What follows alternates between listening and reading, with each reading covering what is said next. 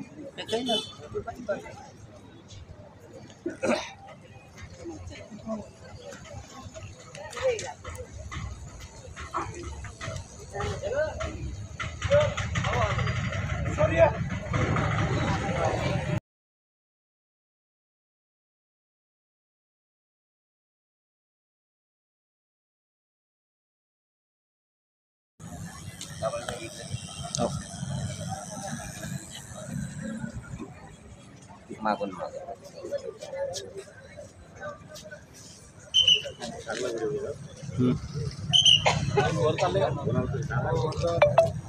त्यानंतर